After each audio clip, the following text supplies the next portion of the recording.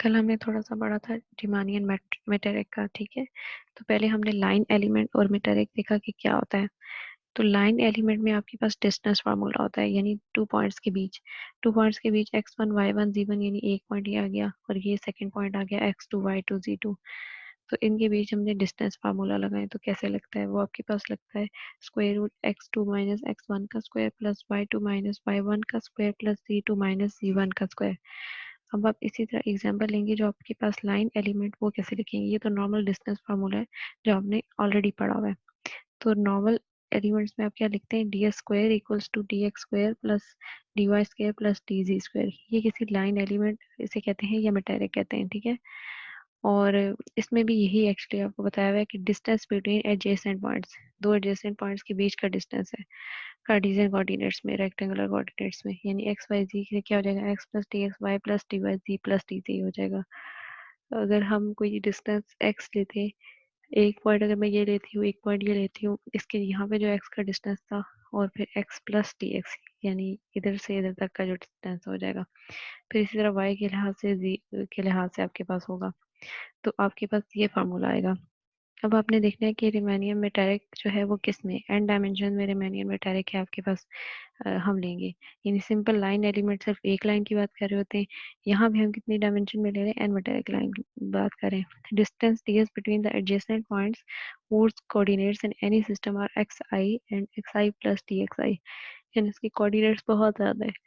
हमारे पास डिस्टेंस किसी तो एडजेसेंट पॉइंट्स के बीच है, एक्स आई और x i plus d x i, वो हम कैसे लिखेंगे।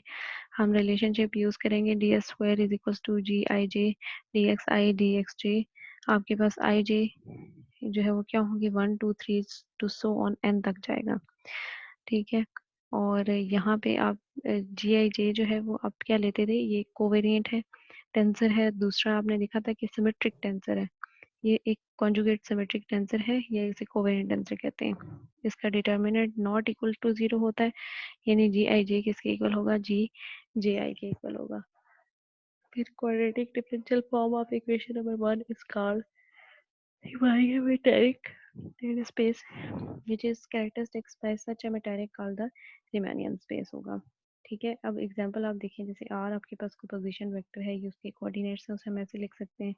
अब इसी r को अगर मैं डिफरेंशिएट करूं विद रिस्पेक्ट टू x, तो क्या होगा, क्योंकि यहाँ पे मैंने डी आर लिख लिया, यहाँ पे एक्चुअली ये टर्म आपके पास आती किस तरह है, इसको मैं कह रही हूँ ना कि मैंने डिफरेंशिएट करना है। तो आर के साथ में डी आर बाई यहाँ पे क्या लिखूंगी, डी एक्स लिखूंगी। और इसी तरह यहाँ पे भी मैंने क्या किया, करली आर बाई करली एक्स आई, ठीक हो गया। तो इसी तरह आप देखें उससे ये बना है, अब देखें डी आर ऊपर रह गया सिर्फ, और यहाँ पे curly are by curly x आई ये हो गया, और यहाँ पे जो डी एक्स आई था ना, वो क्या हुआ, वो दूसरी साइड पे चला गया, यानी वो आपके पास इधर आ गया। तो आपके पास यहाँ पे डी एक्स आई बन गया, और आई की वैल्यू 1 से n तक है, ठीक है। तो इसको यहाँ से मैंने ऐसे लिख लिया डी आर की वैल्यू। अब मुझे चाहिए डी एस एस स्क्वायर। तो डी एस स्क्वायर का मतलब है कि मेरे पास क्या होना चाहिए, जैसे मैंने वहां पे आपको बताया था ना, डी एस स्क्वायर लाइन में डायरेक्ट में हम क्या करते थे, डी एस स्क्वायर क्या था, d x square plus d y square plus d square. तो इसका मतलब है ये डी आर, अगर आप याद करें तो ये आपके पास डी आर के ही इक्वल होता था। तो ये डी आर का स्क्वायर है, ये सारी वैल्यू, ठीक है, इस साइड पे। इसी तरह आपके पास क्या होगा, यहाँ पे भी ये जो है आपके पास, अगर आपको डी एस स्क्वायर चाहिए तो इसका मतलब है आपको डी आर स्क्वायर चाहिए, यानी 2 बार डी आर मल्टीप्लाई होगा। तो आप डी आर एक बार आपने ये ले लिया जिसमें सब्सक्रिप्ट आपने आई चूज किया, नेक्स्ट में आप जे चूज कर लेंगे, ये आ गया आपके पास, ठीक है। यहाँ पे आपके पास जे आ गया, और यहाँ से आपने क्या किया कि curly r by curly x i d x i plus dot curly r by curly x j d x j हो जाएगा। यहाँ पे curly r by curly x i, और ये वाली curly r by curly x j आ जाएगा, यहाँ पे डी एक्स आई और यहाँ पे डी एक्स जे हो जाएगा। अब आप देखें कि आपके पास जो ये वैल्यू है करली r by curly x i और करली r by curly x j, ये किसके इक्वल आएगा, जी आई जे के इक्वल आ जाएगा, ठीक है। ये किसके इक्वल हो गया, जी आई जे के इक्वल हो गया। और जी आई जे जो होता है वो आपके पास कॉन्जुगेट सिमेट्रिक टेंसर होता है, ठीक है, या रेसिप्रोकल सिमेट्रिक टेंसर। अब इसमें आप देखेंगे कि आपके पास जी आई जे जो है वो किसके इक्वल है, वो आपके पास, उसे अगर हम जनरल टर्म में लिखें जैसे मैंने यहाँ पे बताया हुआ है, हम उसे ऐसे भी बता सकते हैं, ठीक है। तो इससे पता चल रहा है कि जी आई जे हमारे पास मेटेरिक टेंसर था, कोवेरिएंट टेंसर था और सिमेट्रिक टेंसर था। तो रिमानियन टेंसर्स को हमने किस फॉर्म में, स्पेस को किस फॉर्म में रिप्रेजेंट कर लिया, इस फॉर्म में रिप्रेजेंट कर लिया by using this conjugate symmetric tensor. अब आपने क्या करना है, अब आपको कह रहे हैं कि metric tensor g i j is covariant symmetric tensor of rank 2। आपने प्रूव करना है कि आपके पास जो मेटेरिक टेंसर है जी आई जे, ये क्या है, ये कोवेरिएंट सिमेट्रिक टेंसर है रैंक 2 का। अब इसमें क्या करना है आपने, इसमें by changing the coordinate system from x i to x i prime square, आप क्या करेंगे, let the metric be this be transform to this. अब इसमें करना कि आपने कोऑर्डिनेट चेंज करना है x i to x i prime square, ठीक है। अब लेट्स सपोज उस मेटेरिक सपोज करें g i j d x i d x j, ये बस एक मेटेरिक है। अब इसको ट्रांसफॉर्म किया आपने, वो क्या हो जाएगा, g i j prime d x i prime और डी एक्स जे प्राइम हो जाएगा, ठीक है। अब देखिए डी एक्स स्क्वायर क्या हो जाएगा, अगर डी एक्स स्क्वायर की बात करें तो आपके पास ये था, ये डी एक्स स्क्वायर के इक्वल था ना, ये आपकी ट्रांसफॉर्मेशन है एक्चुअली अनप्राइम से प्राइम कोऑर्डिनेट सिस्टम में, ठीक हो गया। अब आप देखें कि एक्चुअली ये जो सारी टर्म थी ये किसके इक्वल थी, डी एक्स स्क्वायर के इक्वल थी। इसका मतलब है ये सारी टर्म भी किसके इक्वल है, डी एक्स स्क्वायर के इक्वल है। फिर आपने क्या करना है, अब जैसे इसको मैं लिख लेती हूँ, मैंने इसको लिख लिया और इधर इसको लिख लिया, इधर इसको लिखा तो मैं देखूंगी डी एक्स आई प्राइम किसके इक्वल आ जाएगा, curly x i prime curly x k d x के इक्वल आ जाएगा, ठीक है। यानी इसके साथ मैं एक टर्म खुद से लाई हूँ डी, ये मैंने इसे डिवाइड मल्टीप्लाई कर लिया। इसी तरह आपके पास ये वाली टर्म भी क्या हो जाएगी, इसके साथ भी ले आऊंगी कर्ली एक्स एल और ये आ जाएगा, ठीक है। हम आप देख रहे हैं कि आपके पास यहाँ पे हमने एक्चुअली प्रूफ लाना है, इसलिए मुझे ये चीज़ें लाना पड़ी हैं। हम प्रूफ करेंगे कि डी एक्स आई कोवेरिएंट टेंसर और वेक्टर है या नहीं। तो अब देखिए कि एक्स आई प्राइम जो है वो आपके पास क्या है, वो x i prime x one x two x n तक जाएगा। फिर डी एक्स आई प्राइम आपके पास किसके इक्वल आ जाएगा, curly x i prime by curly x k d x k, ठीक हो गया। फिर d x j prime equals to curly x j prime by curly x l d x l, ये आ जाएगा आपके पास, ठीक है। अब आप देखें कि ये दो प्राइम के हैं आई और जे के साथ, यानी आप अगर इन इधर जो आपके पास आ रहे हैं, ठीक है। अब आपने क्या करना है, ये आप लिख लें कि आपके पास है क्या normal, g i j d x i d x j होता है, ठीक। और जी किसके इक्वल होता है, के एल डी एक्स के और डी एक्स एल के इक्वल है। ये नॉर्मल हमने लिख लिया कि आपके पास मूव हो रहा है, और ये प्राइम में आप लिखेंगे, ठीक है। अब आप अगर इसको ले लें, सिर्फ इसमें से इस साइड को ले लें, इन दोनों साइडों को, तो एक साइड आपने ले ली राइट हैंड साइड, जी के L d x k d x l आ जाएगा। ये किसके इक्वल आ जाएगा, जी आई जे प्राइम कर ली एक्स जे आई बाई कर ली एक्स के डी एक्स के, यानी कर ली एक्स आई का प्राइम कर ली एक्स जे का प्राइम कैसे कर ली x l d x l आ जाएगा, ठीक है, जैसे भी आपको बताया था। तो अब आप देखेंगे, अब इस साइड में से ये वाली साइड, क्योंकि हमने इसी को ट्रांसफॉर्म किया है, अब हम देखेंगे यानी के एल आप देख रहे हैं अनप्राइम्ड है, के सबस्क्रिप्ट में तो यहाँ सबस्क्रिप्ट में आ गया, यहाँ पे आपके पास इधर ऊपर टी एक्स के आ गया, ठीक है। इसी तरह आपके पास एल एल कैसे आ गया, वो भी नीचे, और यहाँ पे डी एक्स एल आ गया। जी आई जे प्राइम थे तो वो आपके पास ये ऊपर आ गए, ठीक हो गया। ये आपके पास ट्रांसफॉर्मेशन लॉ बन रहा है। अब आपने क्या करना है कि ये इसमें से माइनस करना है इस टर्म को, यानी एक साइड पे लेके गई हूँ टर्म, तो जी के एल आपके पास क्या हो जाएगा, माइनस दिस टर्म आ जाएगा, और यहाँ पे से डी एक्स के और डी एक्स एल जो है वो दोनों के में है सेम है, तो उसको हमने कॉमन ले लिया। हम कह रहे हैं कि डी एक्स के और डी एक्स एल कोई भी आर्बिट्री वेक्टर है जो इक्वल टू जीरो होगा, तो आपके पास ये वाली टर्म क्या हो जाएगी, ये जीरो के इक्वल आ जाएगी।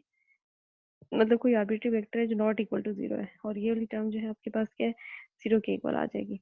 जीरो के इक्वल करेंगे, फिर अब हम देखेंगे कि माइनस साइन की वजह से इस सारी टर्म को हम दूसरी इक्वल टू की दूसरी साइड पे ले जाएंगे, तो यूँ आ जाएगी जी के एल, ठीक है।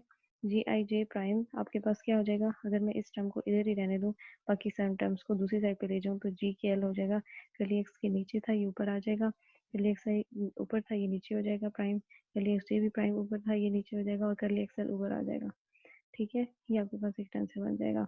अब आपने देखा है कि रिमानियन स्पेस क्या है, Riemannian material length of curve magnitude of vector along angle between two vector associate tensor, ठीक है। अब आपने लेंथ ऑफ कर्व फाइंड करनी है, length S of an arc joining the point xi and xi plus dxi which correspond to the value t naught and t of the parameter t is defined by this। आपके पास ये एक length है, arc length है, ठीक है। और are length में आपके पास हो क्या रहा है, r length t is equal to a time पे शुरू हो रही है और t is equal to b तक खत्म हो रही है, ठीक है। Parametric curve means it depends upon many independent value. Parametric curve क्या होता है आपके पास, जो काफ़ी सारी इंडिपेंडेंट वैल्यू पे डिपेंड कर रहा होता है। We have to find the length of this curve, हमें एक्चुअली इस कर्व की लेंथ फाइंड करनी है, ठीक है। तो इसको हम शुरू कैसे करेंगे, हम इस पूरी लेंथ को फाइंड करने के लिए हम सपोज करेंगे किसी छोटे पार्ट के लिए, किसी छोटे पार्ट की लेंथ फाइंड करेंगे, फिर कहेंगे हम कि पूरे कर्व की लेंथ है, ठीक है, जो t is equal to a से t is equal to b पे शुरू हो रही है। अब आप यहाँ पे देखेंगे कि आपके पास मीन्स वेरी शॉर्ट डिस्टेंस है, इन फाइन डेसिमल डिस्टेंस है, ठीक है। अब उसमें आप देखेंगे dx और dy आपके पास वैल्यू आ जाएगी। अगर उसमें अगर मैं dx लिखूँ तो उसको कैसे लिखूँगी, आपको पता है कि एक अगर मैं कर्व होता है उसकी एक x लेंथ आएगी, एक y आएगी, एक यानी dy आएगी और एक उसकी dx लेंथ बन रही होगी, ठीक है। अब हम इनको कैसे लिखेंगे, dx आपके पास हो जाएगा यहाँ पे डी टी बाई और मल्टीप्लाई, ये मैं एक टर्म खुद से लाई हूँ, मल्टीप्लाई भी करनी पड़ी मुझे, डिवाइड भी करनी पड़ी, ठीक है। तो डी एक्स हमारे पास क्या हो गया डी टी, और यहाँ पे डी टी, इसी तरह डी वाई के लिए भी हम ये वाली टर्म लेके आएंगे, ठीक है। अब ये हमने एक कोई कर्व है उसकी लेंथ फाइंड करनी है, जिसके लिए हम एक स्मॉल सेगमेंट की पहले फाइंड करेंगे, फिर आगे हम उससे पूरे कर्व की फाइंड कर लेंगे। अब देखिए कि ये हमारे पास इसकी पैरामीट्रिक कर्व है, ये जिसकी इंडिपेंडेंट वैल्यूज हैं, इंडिपेंडेंट वैल्यू यानी हर पॉइंट पे एक्स और वाई की अपनी अपनी वैल्यू होंगी, ठीक है। तो हमने कहा कि अभी हमने जो छोटा पार्ट लिया हुआ है ds, उसमें से हमने dx और dy की वैल्यू फाइंड कर ली हुई है। अब हम क्या करेंगे, ds हमने फाइंड करना है, हमें पता है ds क्या होता है, square root dx square plus dy square होगा, ठीक है। तो अब आप देखें कि आपके पास dx स्क्वायर और dy स्क्वायर जो है वो कैसे आएंगे, वो आपके पास यूँ आएंगे, पाइथागोरस थ्योरम लगेगा एक्चुअली। यहाँ पे अगर आप लगाए ना पाइथागोरस थ्योरम, जिसमें आप कहते हैं हाइपोटेन्यूज का स्क्वायर इक्वल टू बेस का स्क्वायर प्लस परपेंडिकुलर का स्क्वायर, तो बेस आपके पास dx है, परपेंडिकुलर dy है, ठीक है। तो इसलिए आपके पास इन दोनों का स्क्वायर आ जाएगा, इधर हाइपोटेन्यूज का स्क्वायर था जो इधर आके स्क्वायर रूट बन गया, ठीक हो गया। अब आप देखेंगे इसका स्क्वायर लिया आपने, इसका स्क्वायर लिया, तो dx बाई dt का होल स्क्वायर इधर आ जाएगा, प्लस dy बाई dt का होल स्क्वायर आ जाएगा, और यहाँ से dt का होल स्क्वायर अलग आ जाएगा, ठीक है। अब आपने क्या करना है कि ये इसके ऊपर स्क्वायर रूट ले लेना है, ये जैसे आपने ले लिया हुआ है डी एस इक्वल टू यानी square root d x by d t का square plus d y by d t का स्क्वायर, और ये डी टी के ऊपर जो स्क्वायर रूट था ये अलग आ जाएगा डी टी। अब फुल लेंथ के लिए आपने क्या करना है, इंटीग्रेट करना है, t is equal to a to t is equal to b तक आपने इंटीग्रेट करना है। तो इंटीग्रेट करते हुए आपके पास क्या होगा, इंटीग्रेट करते हुए अब जैसे यहाँ पे d x square by d t है और d y square by d t है, इसको हम ऐसे लिख सकते हैं d x d by d t dot d x by d t plus d y by d t plus d y by d t, ठीक है। तो जनरल हम इसको ऐसे लिख सकते हैं अगर इनको लिखें, यानी ऐसे ऐड हो रहा होगा। तो in the case of length of curve, full curve के लिए हम लेंथ करेंगे t is equal to a to t is equal to b, और आपके पास क्या हो जाएगा g i j d x i by d x t d x j by d x t, आपके पास स्क्वायर रूट आ जाएगा डी टी, ये आ जाएगी वैल्यू आपके पास, ठीक है। ये आपके पास लेंथ आ रही है मेटेरिक कर्व की, और ये है आपके पास फार्मूला। अब आपने क्या करना है, जनरल फार्मूला है, ठीक है, रीमानियन उसमें। अब आपने मैग्नीट्यूड ऑफ वेक्टर फाइंड करना है, magnitude of length of a contravariant vector whose components are u I g is defined as this। u आपके पास ये है, ये g I j, u I यानी ये कोवेरिएंट है, ये आपके पास कॉन्ट्रावेरिएंट है, u j कॉन्ट्रावेरिएंट है, ठीक है।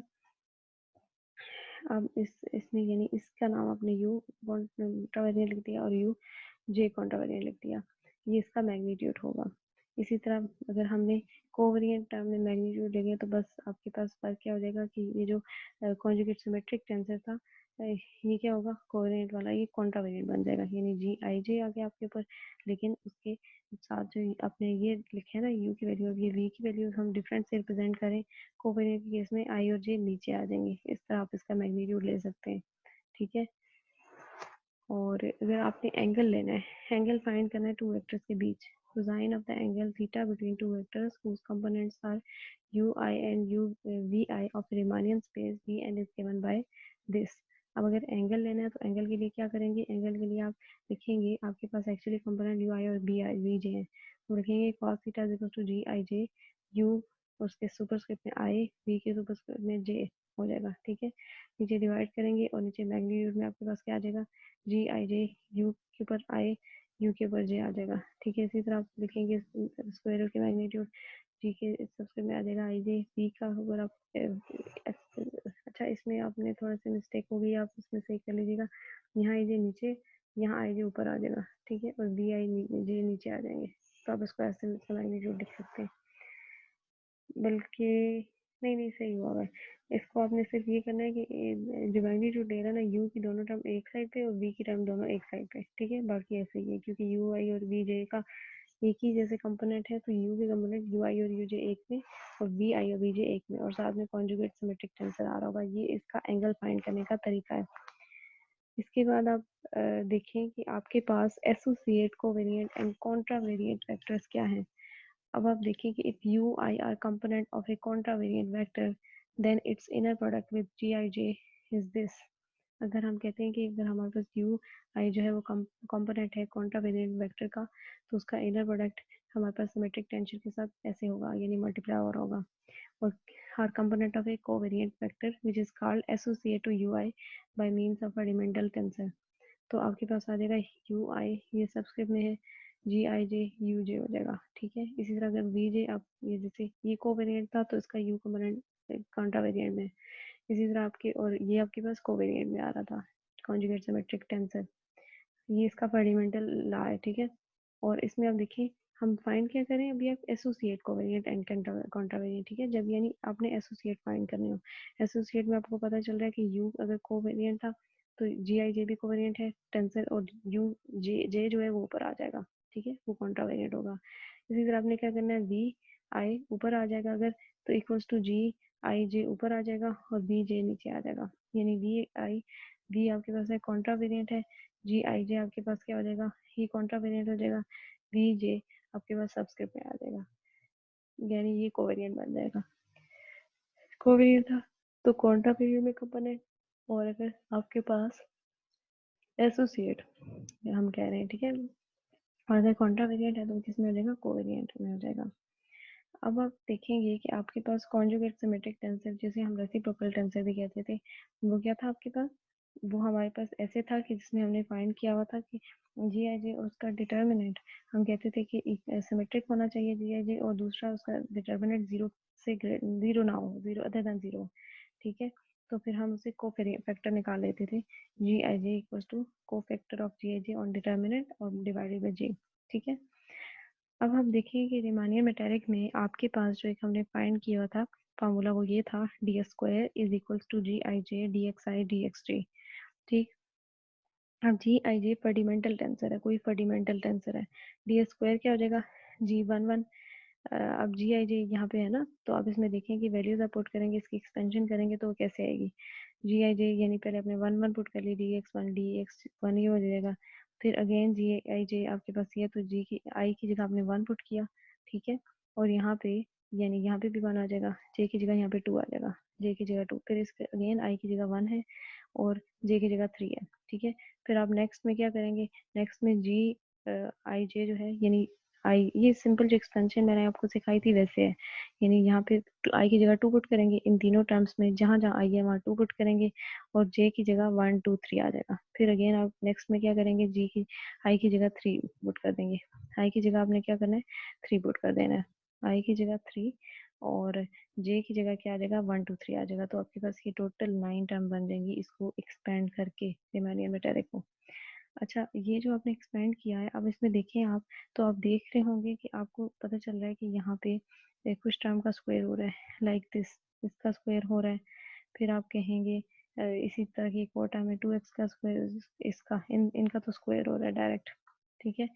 ये देखें, इसीलिए मैंने इनको कैसे लिख लिया, g one one d x one का square plus g two two d x two का square plus g three three d x three का square plus g one two d x one d x two plus g two one d x two d x one plus g one three d x one d x three बन रहा है, ठीक है। और ये सारा आपके पास ये बन रहा है। अच्छा, अब आपने क्या करना है, इनको यूज करते हुए क्वेश्चन एक आपको आ गया कि अगर रिमानियर मेटेरिक टेंसर का कोई क्वेश्चन हो तो कैसे होगा आपके पास।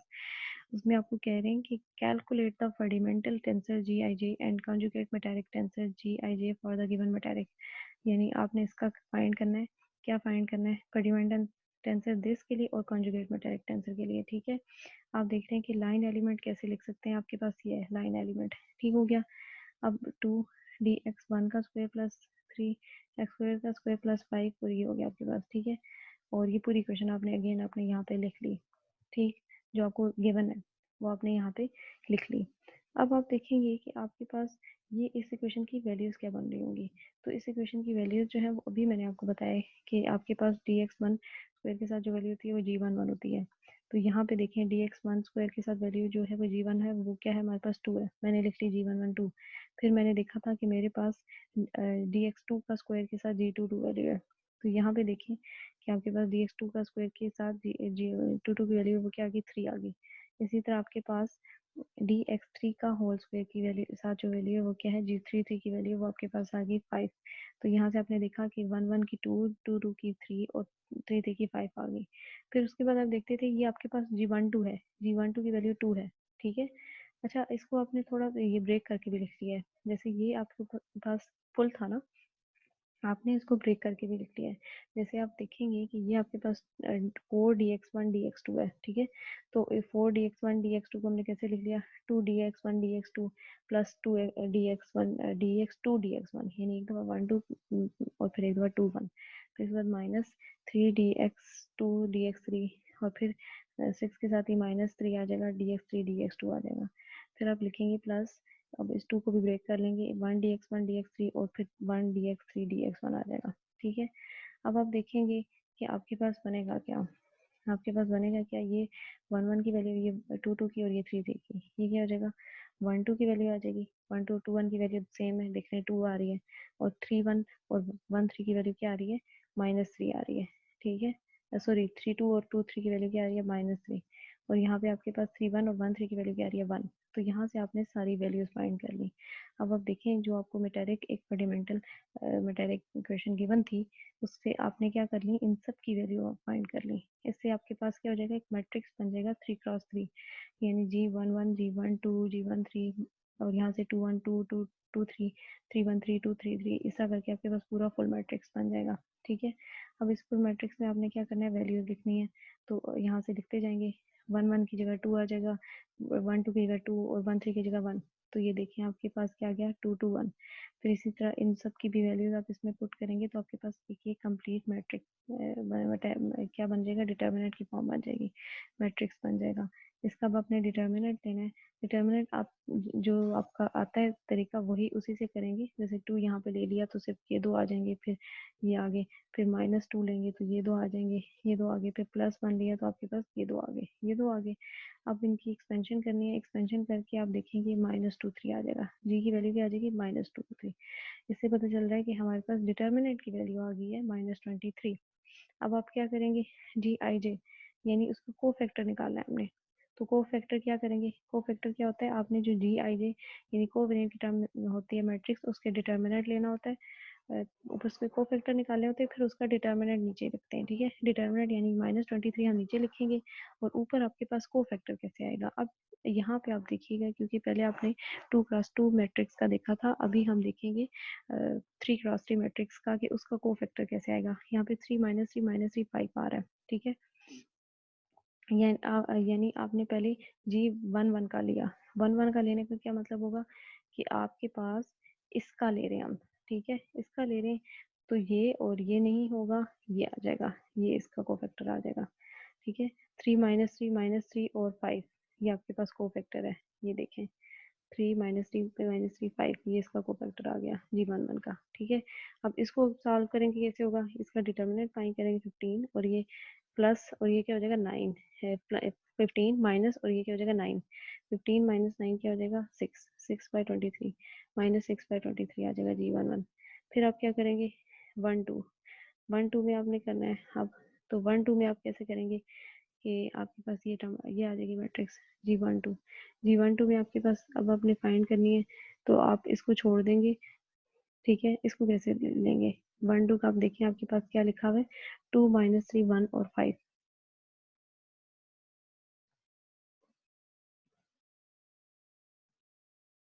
2 1 -3 और 5, ठीक है। अच्छा 1 2 है कहाँ, 1 2 ये आपके पास, हाँ, एक मिनट, ये आपके पास हाँ 1 2 का हम फाइंड करेंगे तो 2 1 और -3 और 5 आ जाएगा,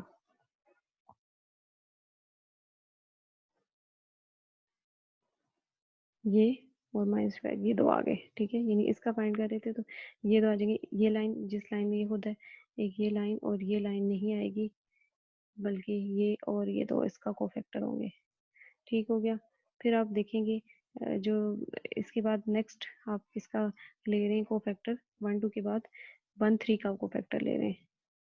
ठीक है, 1 3 का ले रहे हैं तो वो आपके पास क्या हो जाएगा, 1 3 आपके पास ये है, 1 3 का अगर आप ये ले रहे हैं तो आपके पास कोफैक्टर क्या आना चाहिए, इसका मतलब इसका हमने लेना है, इसका मतलब है ये दो छोड़ के ये जो आपके पास वैल्यू है ये उसका कोफैक्टर है 1 3 का। ठीक है, 2 3 1 -3, तो उसको देख लेते हैं हम, यही है कि नहीं। ये देखें 2 3 1 और -3 आ गया आपके पास। ठीक है, और इसको भी आप डिटर्मिनेंट फाइंड करके आप इसकी वैल्यू निकाल लेंगे और यहाँ से भी पता चल जाएगा जो 1 3 की वैल्यू होती है वही 3 1 की वैल्यू होती है। ठीक है, तो हम 1 3 और 3 1 का सेम वैल्यू लिख देंगे। इसी तरह हमने 1 2 और 2 1 की भी सेम वैल्यू लिख दी। ठीक, अब आप इसके बाद 2 2 का निकालेंगे, 2 3 का निकालेंगे। ठीक है, और सबके 3 3 का निकालेंगे, सबकी वैल्यूज आ जाएंगी।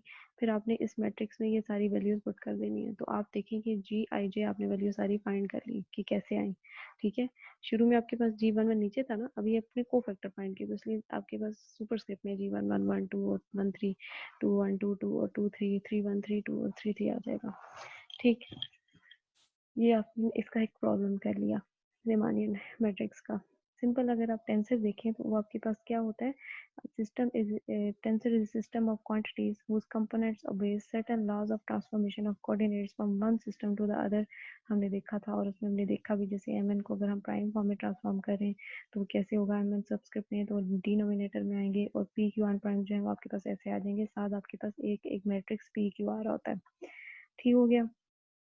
If we differentiate these component, the derivative does not transform in a manageable way under of coordinates। अगर हम इन्हीं को ड्राइव करेंगे इन कंपोनेंट्स को तो एक मैनेजेबल वे में कोऑर्डिनेट्स नहीं होंगे। करेक्शन टर्म्स पर मैनेजेबल वे में ये नहीं हो रहे। ठीक है, कोऑर्डिनेट ट्रांसफॉर्म इनके डेरिवेटिव लेने से। तो करेक्शन टर्म्स जो इंट्रोड्यूस की थी कि इनको कैसे सही किया जाए, वो आपके पास क्रिस्टोफल 1817 में थे, जिन्होंने कहा कि आपके पास corrective derivative of one vector field along other transform correctly under coordinate transformation जो है वो उन्होंने की। उन्होंने कहा कि ये आपके पास ये जो हम डेरिवेटिव लेते हैं ट्रांसफॉर्म करके ये एग्जैक्टली कुछ नहीं कर रहे पा रहे थे, तो उसके लिए उन्होंने इसके लिए करेक्शन टर्म यूज की। These correction terms came to be known as Christoffel symbol. और ये आपके पास करेक्शन टर्म्स उनके नाम साइंटिस्ट के नाम पे आई हुई हैं। ठीक है, और ये आपके सिलेबस में भी इंक्लूड है थोड़ा, तो इसको भी देख लें आपके पास कैसे होगा। जैसे वी एम एन वाई है, यानी वाई कोऑर्डिनेट में आपने कुछ लिया, क्या कह रहे हैं आपके पास, suppose we take a tensor v m n in y frame में आपने वी एम एन टेंसर लिया and we will transform it, इसको हम ट्रांसफॉर्म करेंगे। इसको ट्रांसफॉर्म कैसे करेंगे, देखिए वाई फ्रेम में आपने लिया हुआ है तो आपको क्या करना चाहिए, विद रिस्पेक्ट टू वाई इसको डिफरेंशिएट करना चाहिए। तो इसलिए मैंने क्या किया, with respect to y differentiate किया। और अब आप देखेंगे एम एन एन है एम एन आपके पास सबस्क्रिप्ट में है तो वो आपके पास डिनोमिनेटर में आ जाएगा। और आपके पास यहाँ पे ट्रांसफॉर्म करने के लिए आर एस हम ऊपर लिख लेंगे। ठीक है, ये आपके पास जनरल केस है। अब आपको कह रहे हैं कि कोई टेंसर आपने एक्स फ्रेम ऑफ रेफरेंस में लिया है और फिर उसका डेरिवेटिव लें। लेट्स सपोज मैंने लिया, मैंने कोई एक्स फ्रेम टेंसर लिया हुआ है और उसको मैंने with respect to x v कर ली वी एम वाई कर ली एक्स एन, इसको डेरिवेटिव लिया with respect to x n. ठीक है, अब इसी तरह वाई फ्रेम ऑफ रेफरेंस में आप लेंगे तो वाई फ्रेम ऑफ रेफरेंस में क्या आ जाएगा, टी एम एन वाई कर ली एम वी एम वाई कर ली वाई और यहाँ पे भी आ जाएगा वाई। ठीक है, अब आपने क्या करना है, इस टी एम एन वाई को ट्रांसफॉर्मेशन लॉ में लिखना है। तो वो कैसे लिखेंगे, यानी टी एम एन हमने लिख लिया, पहले हमने अलग अलग लिखा था, अब इन्हें हम इकट्ठे लिख लेंगे। और आपके पास यहाँ पे क्या आ जाएगा, टी आर एस कर ली एक्स आर वाई कर ली वाई एम, हाँ कर ली एक्स, ये जिस तरह जनरल आप लिख रहे थे। ठीक है, और यहाँ पे आप देख रहे हैं कि आपके पास जो टी आर एस है इसकी वैल्यू क्या है, जो भी हमने यहाँ पे फाइंड की, कर ली वी आर बाई कर ली एक्स एस है आपके पास। ठीक है, ये आ रही है, ये आ रही है आपके पास, यानी वी आर हमने इसलिए लिख लिया क्योंकि हम बजाय इसके एक्स और वाई का अलग अलग बताएं हमने वी आर लिख लिया। ठीक है, और हमें कह दिया कि कर ली आर किससे रिस्पेक्ट से एक्स से एस से डेरिवेटिव हो रहा है इसका, तो आपके पास ये टोटल टर्म बन जाएगी। अब अगर आप देखें तो आपके पास कोई ना कोई टर्म आपस में कैंसिल हो रही होंगी, जैसे आप देखेंगे आपके पास ये और ये टर्म कैंसिल हो रही है। ठीक है, तो आपके पास पीछे क्या बचेगा, अब पीछे आपके पास एक ये टर्म बच जाएगी और दूसरी आपके पास ये टर्म बच जाएगी, दो टर्म्स आपके पास बच जाएंगी, ये आपने लिख ली। ठीक है, यहाँ से आपके पास ये आ गया t m n y curly b r by curly y m curly x r by curly y n, ये आ गया। ठीक है, अब आपके पास ये इक्वेशन नंबर 1 है और इक्वेशन नंबर 2 और नॉट इक्वल, यानी आपके पास होना नहीं ये चाहिए था, जैसे आप ये लिखेंगे ना, ये इक्वेशन आपके पास 1 आ गई और इक्वेशन नंबर 2 आपने ये सपोज की हुई थी, तो ये दोनों एक जैसे नहीं आएंगे, इसमें इसमें एक पार्शियल डेरिवेटिव की कमी है आप देख रहे हैं। ठीक है, तो अब आप क्या करेंगे, अब आप राइट हैंड साइड को लेंगे, जैसे मैंने इसको curly b m by curly y n लिया, तो इसको मैं कैसे लिख सकती हूँ, इसको मैं लिख सकती हूँ curly by curly y n, और वी एम की जगह क्या लिख दूंगी, वी एम की जगह हो जाएगा हमारे पास v r curly x r by curly x n, जैसे ट्रांसफॉर्मेशन लॉ में हम लिखते हैं इसको। ठीक है, तो इसको ट्रांसफॉर्म कैसे करेंगे, ये सबस्क्रिप्ट में है, ये नीचे आ जाएगा और एक करली एक्स आर ऊपर आ जाएगा, उसके साथ वी आर ये आ गया। ये आपके पास कैसे आया, जैसे आप ए लिखते होते हैं, नॉर्मली ए लिखते होते हैं ना, ए आ जाता है, तो यहाँ ए की बजाय हमने वी लिखा हुआ है, वी आर। फिर उसके बाद आपने क्या करना है, ये आपके पास आ गया।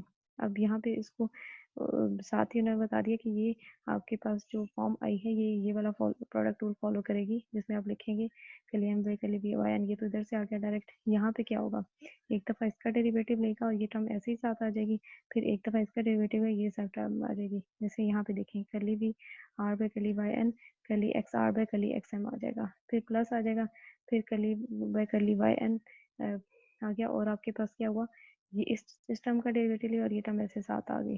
ठीक है, अब आप देख रहे हैं कि ये तो एग्जैक्टली वही टर्म आई जो आपने यहाँ पे फाइंड की, ये देखें ये तो एग्जैक्ट टर्म वही है जो आपके पास टी एम एन वाई था, मतलब 1 इक्वेशन और 2 इक्वेशन जो नहीं आ रहे थे ना इक्वल, अगर इस टर्म की सिर्फ बात की जाए तो इक्वेशन नंबर 1 और इक्वेशन नंबर 2 की जो भी मैंने वैल्यू निकाली है वो दोनों इक्वल हो रहे हैं।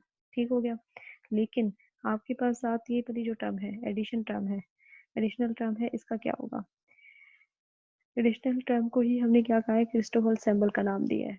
ठीक है, और उसमें हो ये वाली टर्म, इस सारे का नाम हमने दिया क्रिस्टोफर सिंबल, और उसे आप ऐसे गैमा से रिप्रेजेंट कर सकते हैं। ठीक है, आपको लिखेंगे कैसे, उसको लिखेंगे ऐसे, एम एन नीचे है तो हमने एम एन नीचे लिख देना है, ऊपर आपके पास क्या आ जाएगा आर। ठीक है, सुपरस्क्रिप्ट में आर आ जाएगा, इसको यानी ऐसे लिखेंगे। इस सारी टर्म को अगर मुझे लिखना पड़े मैं क्या कहूँगी, मैं कहूँगी मेरे पास गैमा है और यहाँ पे मेरे पास एम और एन की वैल्यू है और यहाँ पे आपके पास आर की वैल्यू है, तो ये आप इसको ऐसे रिप्रेजेंट कर देंगे। ठीक है, और साथ वी आर, ये वाला वी आर आ गया। ठीक है, और ये आपके पास ये जो टर्म आई है इसे हम कहते हैं क्रिस्टोफर सिंबल, उसने ये करेक्शन की थी। ठीक हो गया, अब आप देखें कि ये आपके पास सेकंड रैंक है, ये आपको पता चल रहा है, मैंने इसके दो हैं, 10 से सेकंड रैंक है। अब इसको हम ऐसे भी लिख सकते हैं कली बाय कली वाई एन और कली एक्स आर बाय कली एक्स एम। ठीक है, ये आपके पास ये वैल्यू बताई हुई है इसकी कि ये इसके इक्वलेंट होता है, यानी आपके पास एक्स आर ऊपर आ जाएगा डबल डेरिवेटिव के साथ, कली वाई एन बाय कली एक्स एम पीछे नीचे आ रहा होगा। अब आपने ये बड़े इंपॉर्टेंट एक टॉपिक है क्रिस्टोफर सिंबल्स, आपने मजीद देखने हैं कि इनकी क्या प्रॉपर्टीज होती हैं और ये कैसे होते हैं। फर्स्ट काइंड अगर आपके पास हम इसकी लिखें, आपके पास क्या होगी क्रिस्टोफर सिंबल की, इसका एक जनरल फार्मूला है जो होता है आपके पास आई जे और यहाँ पे क्या है कॉमा के, आप लिखेंगे इसको इक्वल्स टू 1/2 कैली जे आई के बाई कैली एक्स जे। ठीक है, अच्छा इसको लिखने का तरीका क्या है, इसको देखें, आपने इसको याद कैसे रखना है। सबसे पहले आप लिख रहे हैं कि ये आई जे के है ना, ठीक है, आई जे इधर आ जाएगा और फिर कॉमा और फिर के आपके पास, तो आपने लिखना कैसे कि पहले आप फर्स्ट यानी ये टर्म और ये टर्म लिखेंगे, करली जे आई के डिवाइडेड बाई क्या आ जाएगा, करली एक्स जे आ जाएगा, करली एक्स जे आ जाएगा, यानी ये वाली टर्म आ जाएगी। ठीक हो गया, फिर आप देखेंगे नेक्स्ट टर्म, और नेक्स्ट टर्म में आपके पास क्या आ जाएगा, नेक्स्ट टर्म में आपने इन दोनों का, पहले आपने फर्स्ट और लास्ट टर्म का किया, फिर सेकंड और लास्ट टर्म का किया, कर लीजिए और क्या आ जाएगा। ठीक है, तो जे और के ऊपर आ गए तो नीचे कोई इन दोनों के अलावा आना चाहिए, वो क्या आपके पास आई आ जाएगा। ठीक है, फिर थर्ड टर्म हमेशा माइनस के साथ आती है, माइनस साइन के साथ आती है, और उसमें क्या होगा आपके पास, उसमें आप ये करेंगे जैसे पहले आपने लास्ट टर्म के साथ किया, फिर सेकंड टर्म के साथ किया, फिर अब आपके पास क्या होगा, ये दोनों टर्म आ जाएंगे, ये आई जे इकट्ठे आ जाएगा, ये आखिरी टर्म आ जाएगा आई जे। ठीक है, आपने इनका ऑर्डर बच्चों बिल्कुल सेम रखना है, अगर ऑर्डर आप चेंज करेंगे तो आपका आंसर खराब हो जाएगा। ठीक है, अब अगेन देख लें आपने क्या करना है, इसको पार्शियल डेरिवेटिव्स कैसे लिखने हैं। एक तो ये कि फर्स्ट टू टर्म्स के साथ पॉजिटिव होगा और एंड वाली टर्म के साथ नेगेटिव, और आपने लिखना पहले हमेशा आई और के को है साथ, जैसे मैंने यहाँ लिख दिया सबके में, और अगर आई के को ऊपर लिख दिया तो जे नीचे आ जाएगा। ठीक है, फिर इसी तरह आप क्या फाइंड करेंगे, नेक्स्ट आप देखेंगे कि आपके पास जे और के आ जाएगा, जे और के आ जाएगा, जैसे यहाँ पे जे और के आ गया, जे और के आ गया, और आई नीचे आ जाएगा। ठीक है, फिर उसके बाद आप क्या करेंगे, इन दोनों टर्म्स का लेंगे, और इन दोनों का टर्म्स के साथ हमेशा माइनस का साइन आएगा। ठीक है, आई जे ऊपर आ गया तो के नीचे आ जाएगा। इसको ऐसे आपने याद कर लेना है कि इसका जो है वो हम इस क्रिस्टोफल सिंबल फर्स्ट काइंड हो उसको कैसे लिख सकते हैं। अब क्रिस्टोफल सिंबल सेकंड काइंड जो है वो क्या आपके पास ये है जो आपने